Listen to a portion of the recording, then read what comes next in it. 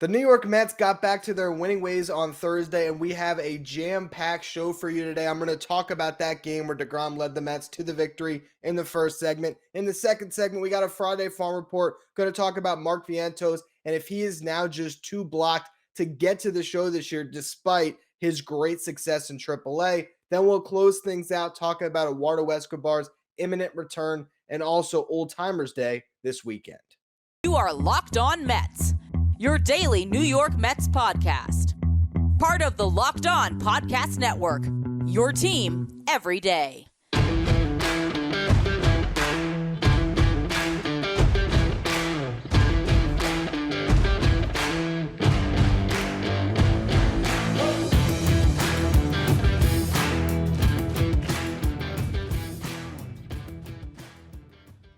Hello to all you amazing Mets fans. You're watching Locked On Mets, part of the Locked On Podcast Network, your team every day. I'm your host, Ryan Finkelstein. If you want to find any of my work, follow me on Twitter at FinkelsteinRyan. You can also find some of my writing at justbaseball.com, where I work as the managing editor.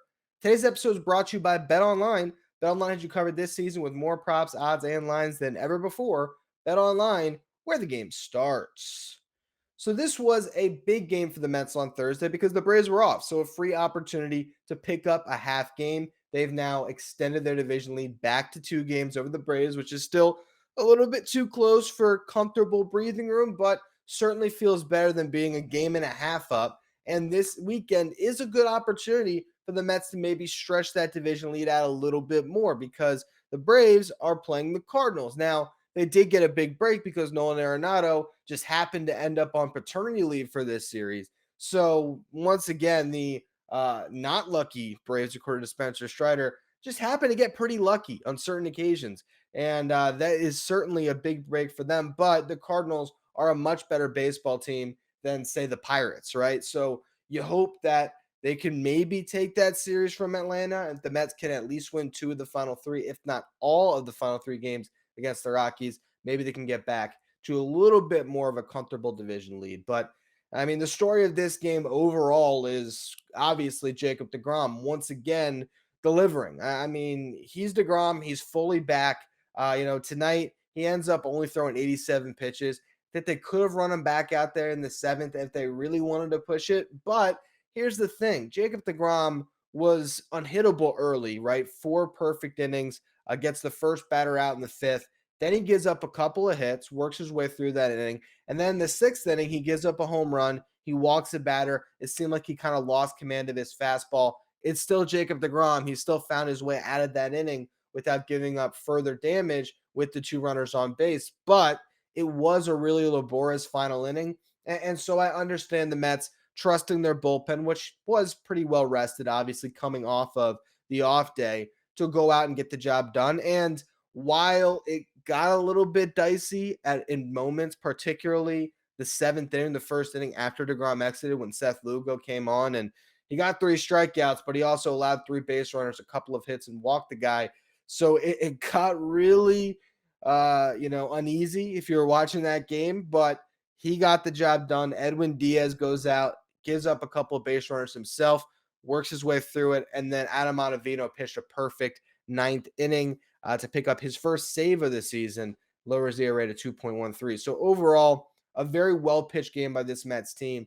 They allowed 6 hits overall, walked 3, and got the job done with 14 strikeouts of that Rockies team. And, we talked about in the preview yesterday, you look at that lineup, the top 5 hitters, I guess you can be a little bit concerned with, like, whether it's Ryan McMahon, whether it's Brendan Rodgers, Charlie Blackmon, CJ Cron, who has been struggling but is still a feared hitter, and then Jose Iglesias gives you good at bats. But I mean, you saw Randall Grichuk going against Edwin Diaz, and he just had no chance. So I still look at this Rockies team as one that the Mets should be beating up on right now.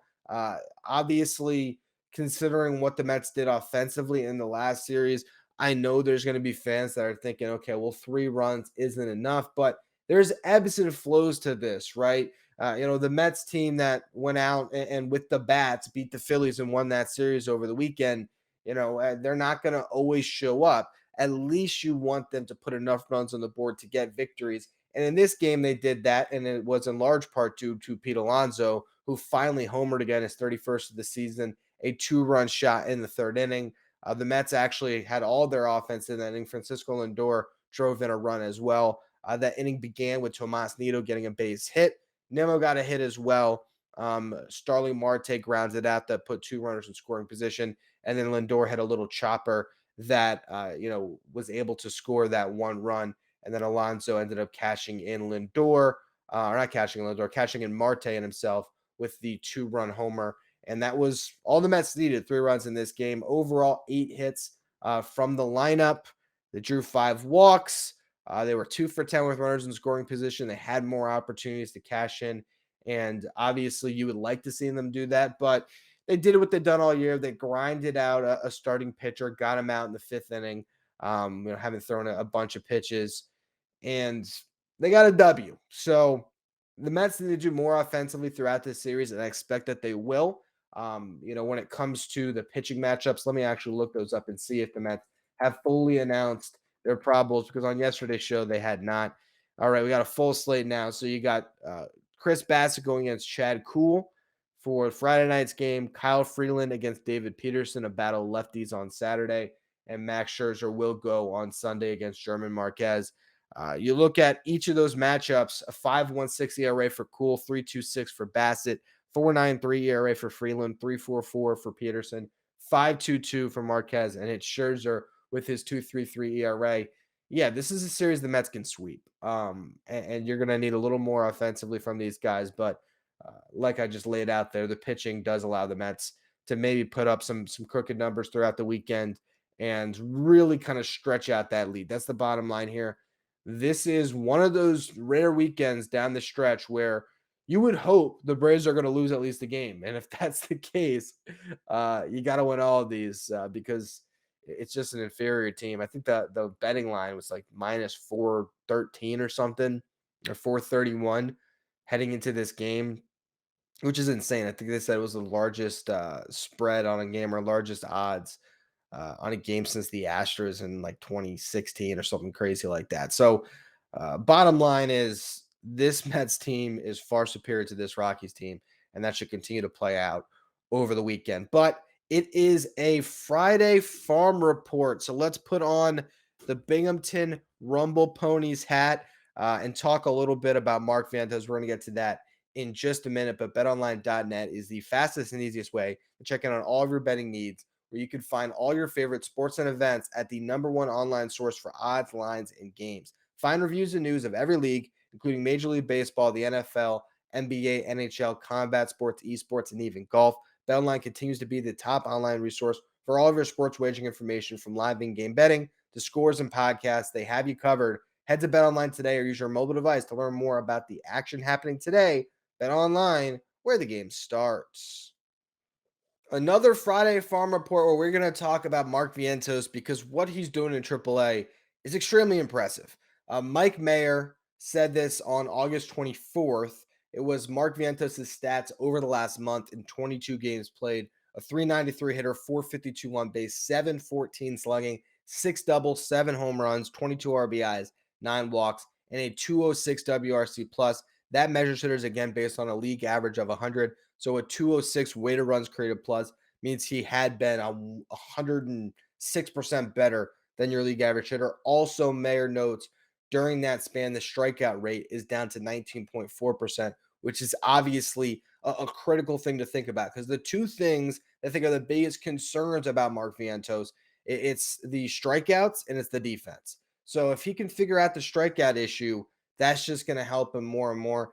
I still look at Vientos and think that there is a really solid future DH here that could help the Mets for a very long time.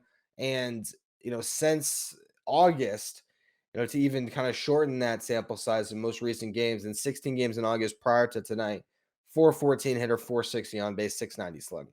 So, I mean, he's figured it out. And I think another thing that Mike Mayer noted on Twitter is that he's only faced 3 pitchers all year that have actually been younger than him. So he's one of the youngest players in that league. And it took some time, but he has adjusted. He's paid his dues. And it's really unfortunate because Brett Beatty jumped the line. Now, Beatty deserved that promotion as well. We talked about him a bunch, and we will continue to talk about Brett Beatty because he had an amazing season in Double A. You can make an argument that Brett Beatty, depending on certain metrics, is having the best season or was having the best season of any prospect in the Mets system.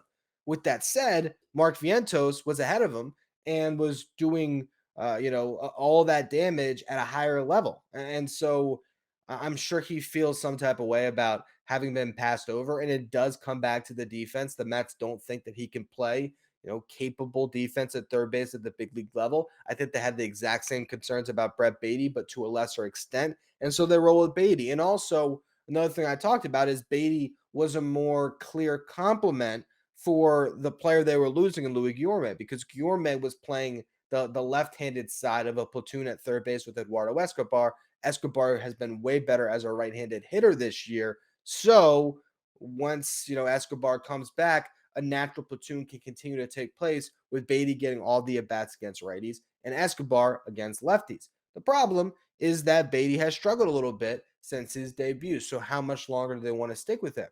If you want to say, all right, Beatty's kind of failed in his first 2 weeks, it's a really small sample size. I think they should give him some more run. But let's just say the Mets come to that conclusion.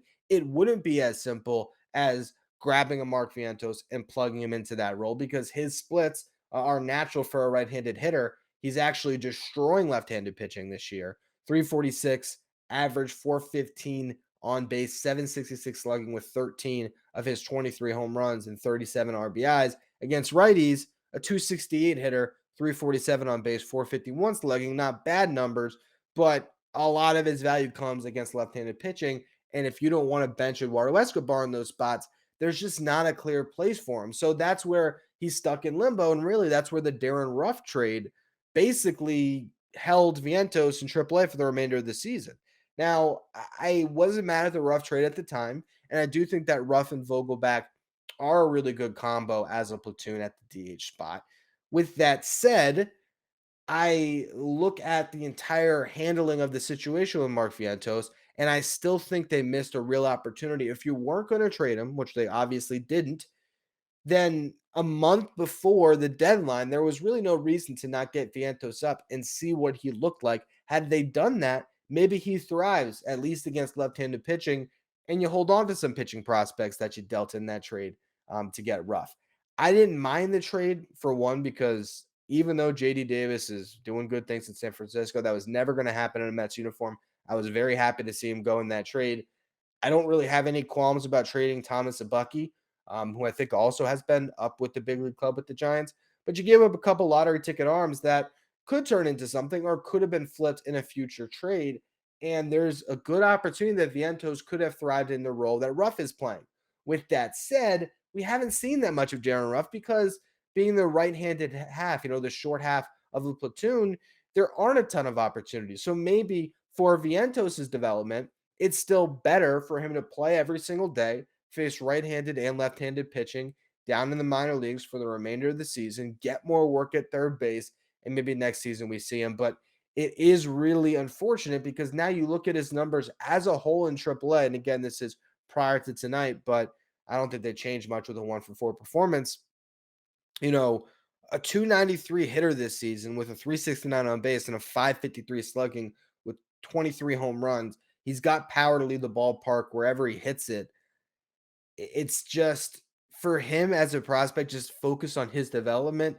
If he was on most teams, he'd be up right now because there's a lot of teams that are rebuilding that would be getting him at bats at the big league level. And there's a lot of contending teams that would put him into their lineup as a DH right now.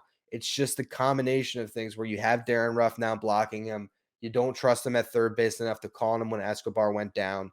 And so here he is, just raking in AAA with no clear path to the big leagues. It's just very frustrating for him. But in the future, this is a piece that could really help the Mets next season. So hopefully he can finish out the year strong in AAA.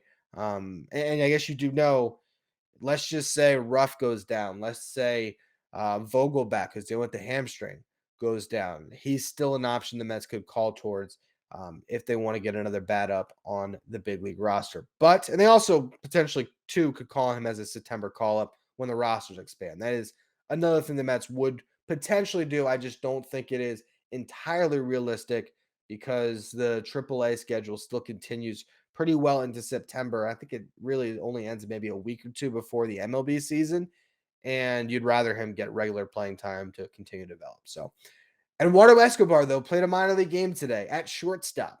I want to talk about that next year because he should be returning any day now. What do the Mets do? Does Beatty go down? Do they do something else? Does Yolmer Sanchez get DFA'd? I'll talk about that in a minute. But first, a word from our sponsors. All right, so Eduardo Escobar played shortstop today in Brooklyn, played 7 innings, went 2 for 4 with an RBI, which leads to the question, what are the Mets thinking here by playing him at short? I think the answer is pretty obvious. He will be the backup shortstop when he returns, and Yolmer Sanchez is probably going to get DFA'd. I think the Mets are going to roll with Eduardo Escobar being the emergency shortstop. You're never going to see him start a game at short. I'd be shocked if you did. Lindor's going to be in there every single day, as he has been pretty much all year. And, his times DHing, they came earlier in the season when Guillorme was on the roster. And those DH appearances have pretty much been absent for a couple months now, based on my memory. So Lindor's been playing every day. I don't think it's really a big deal to have a backup shortstop. You need an emergency option. Give him 7 innings in a rehab game to see it and make sure he feels a little bit comfortable there in case called on. And then you just don't need one. So he'll be back. He'll be serving that role, I believe, with Brett Beatty. I think they're going to give Beatty some more run. They're going to make that a platoon, I believe. Beatty will start against all righties, Escobar against all lefties. And Escobar can certainly spell McNeil at second base a little bit as well. Louis Guillorme was taking grounders today, but in the video I saw, we didn't see him unleash any throws. So I don't know how much that really tells us about his return, because if he's just fielding grounders, think about it. There's not really a ton of torque that's being put on that oblique. Once he starts throwing, once he starts swinging the bat, then we can start thinking about Guillorme's return and what that would mean for a Brett Beatty. At this moment, I think the Mets are going to keep things status quo, but just flip Sanchez for Escobar on the roster. And then they're going to roll things out, as I just mentioned, with that platoon at third base and still giving Beatty his opportunity to succeed at the big league level, considering, the significance of promoting him and the fact that even though he hasn't hit great, he has fared pretty well in his at bats. He's competitive. And defensively, while there's been some issues, I think we're also seeing a little bit of growth as he's getting a little more comfortable. So while, stifle him and maybe hurt his confidence by demoting him just to keep a Sanchez on the roster and to play Escobar every day, when Escobar's been bad against righties all year long. So no reason to force him into the lineup. Now, I wanted to touch on another thing before we talk about Old Timers Day, and that is, could we see Dom Smith or Daniel Palka this year? The only way we would is if Daniel Vogelback goes down, but we're watching Vogelback play through this hamstring, and Buck Showalter alluded to the fact that, he's not really a good runner anyway. So it's not the biggest of deals that he's, going through this hamstring injury, because you just want him to be in the lineup where he can draw his walks, get on base, and hopefully hit his home runs. The problem is, I mean, if he's going station to station, how much is that really helping you when he does get a base hit? Is he so slow at that hamstring that if you have, I don't know, let's just say Mark Canna's on first base and Vogelback is on second and a double is hit to the wall, I mean, is Canna going to be on Vogelback's butt trying to come around and score? I just don't know. So I do wonder how long the Mets let this hamstring kind of persist before they put him on the IL. And if they were to do that, do you call on Daniel Palka to be that part of the DH role? Do you call Mark Vientos and just have him play every day as the DH? Or do you go to Dom Smith? Palka, 895 OPS this season, 24 home runs. You remember he had an opportunity to get called up earlier this season, ended up not passing a physical, and went back down to Syracuse. Dom ended up getting back on the big league roster because of that. Dom's hitting 287 with a 374 on base percentage and a 461 slugging percentage in 28 games played in Syracuse. 835 OPS for Dom. Either of those guys would be options to fill that Vogelback role, or like I said, you just go with Vientos and have him play every single day as the DH. But right now, I guess the Mets are just going to roll a Vogelback in one leg, which if he hits home runs, I guess does not matter too much. This weekend, aside from the exciting series the Mets will be playing against the Rockies, there is a very thrilling baseball game to take place on Saturday, and that is Old Timers Day. 65 former players and managers will be in attendance. 11 from the Mets Hall of Fame with Ed Kranepool, Cleon Jones, Mookie Wilson, Keith Hernandez, Dwight Gooden, Darryl Strawberry, John Franco, Mike Piazza, John Matlack, Ron Darling, and Edgardo Alfonso. So we'll see how the first Old Timers Day goes. It'll begin at 4:30, and fans can show up as early as 3:30 when the gates will open. And apparently, there's going to be a VIP entrance at the Seaver Gate where you can watch the players enter the ballpark around 2. So if you want to get down early and see a bunch of former great Mets players, should be a thrilling weekend. If you want to look at the teams here, I'll just go through. They did a draft that we can find right here. 18 players selected for each team. Willie Randolph, one manager. Terry Collins, the other manager. First round, David Cohn on Willie Randolph's team. Bartolo Colon on Terry Collins. I should just read through each roster. So for Randolph, you got David Cohn, John Franco, Doc Gooden, Pedro Martinez, Billy Wagner, Mike Piazza fell to the 6th round. You got Todd Pratt, Lee Mazzilli, Rico Brogna, Tim Tuffle, Cliff Floyd, Kevin Elster, Rafael Santana, Edgardo Alfonso, Benny Agbayani, Pat Mahomes, not the football player, his dad, Doug Sisk, and Ed Lynch. On the other side for TC, as I already mentioned, you got Big Sexy Bartolo Colon, you got Josh Tolley, Daniel Murphy, Jose Reyes, Al Leiter, Steve Henderson, Jesse Orasco, Todd Zeal, Mookie Wilson, Bob Ojeda, Hojo, Rob Ventura, Endy Chavez, Turk Wendell, Dennis Cook, Steve Traxel. That game's going to take forever if Traxel pitches. Glendon Rush, and Terry Leach. So I think those are probably your eligible players, 18-man rosters on each side.